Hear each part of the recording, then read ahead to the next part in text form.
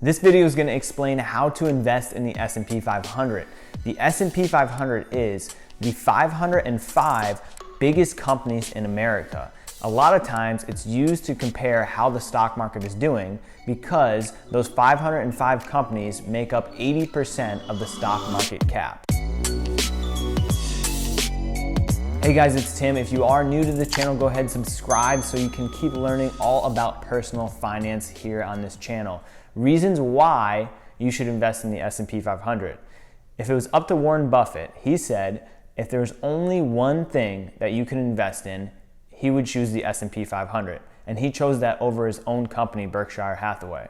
The reason being, 92% of traders fail to beat the S&P 500. And the great benefit to the S&P 500 is when you do invest in an index fund version of the S&P 500, it typically has very, very low fees, very low to no transaction fees, very low to no minimum investment fees, and it has a long-term track record of doing really, really well and getting you solid returns over 10%. So how do you actually invest in the S&P 500? Well, the simplest answer I can give you is just Google whatever broker you use, whether it be E-Trade, Charles Schwab, Fidelity, Vanguard, Robinhood. Just Google that plus S&P 500 fund and it'll give you the exact index fund that your broker offers. So if you have Fidelity, just Google Fidelity 500 fund. Or if you have Charles Schwab, just Google Schwab S&P 500 fund.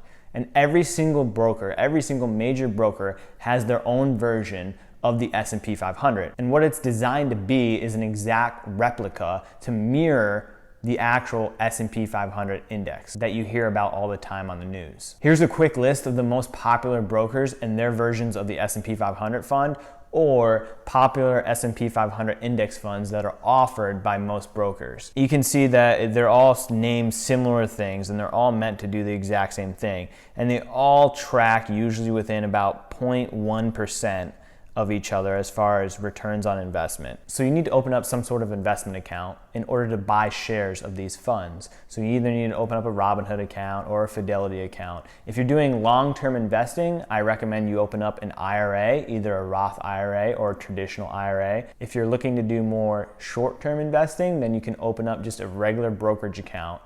Or you can open up both. You can open a Roth IRA and a brokerage account. Pick whatever one you want. I don't care. I'm not sponsored. I'm not going to recommend you do one. Personally, I have a Fidelity one, but you do whatever. They're all the same. There used to be certain ones with lower fees. That's not the case anymore. You can pick Vanguard, Schwab, Fidelity, whatever you're comfortable with. With all the major ones, it's completely free and there's no cost to have $0 in the account. So go ahead and open one up today as soon as possible so that you at least get the ball rolling. Typically it takes less than 10 minutes. I have an account with Fidelity, so I did make a video which I'll link here and in the description down below on how to open an account with Fidelity in less than 10 minutes. And once you have the account open, you just search for whatever S&P 500 index fund that company offers, whether it's the Fidelity 500 or the Vanguard 500, and you buy shares of that, whether it be $100, $1,000, $10,000, whatever the requirements are and whatever you have to invest. So you may be asking to yourself though, why can't I invest directly into the real S&P 500? Like I don't want a mirror one, I want the real thing. Well, think of it like this, the S&P 500 that you hear about on the news isn't actually an investment fund that you can invest directly into. Think of it more as a measurement. It's measuring how the 505 largest companies in America are doing, essentially how the stock market's doing or how the economy is doing.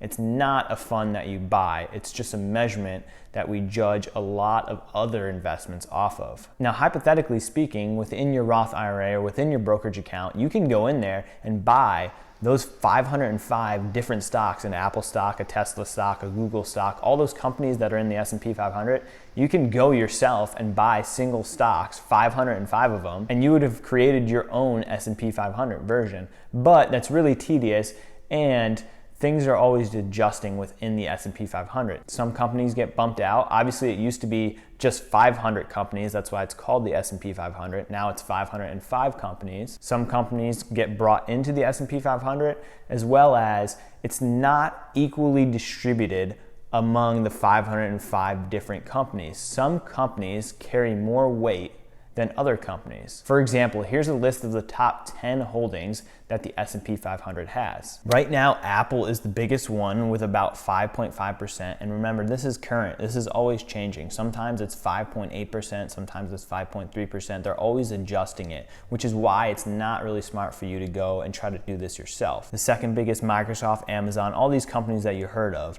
are very, very large companies, and they hold a lot more standing within the S&P 500 compared to smaller companies such as American Airlines or Whirlpool. Now, I want to leave you guys with this. A big reason why the S&P 500 can be so great is because you get great returns and you get those very, very low fees. For example, the Vanguard S&P 500 version and the Charles Schwab S&P 500 version at this current time charges 0.03% fees annually for investing in their fund. That means for every $10,000 that you have invested in that fund, you get charged an annual fee of $3. Now, an index fund is actually a type of mutual fund. It's not really something different.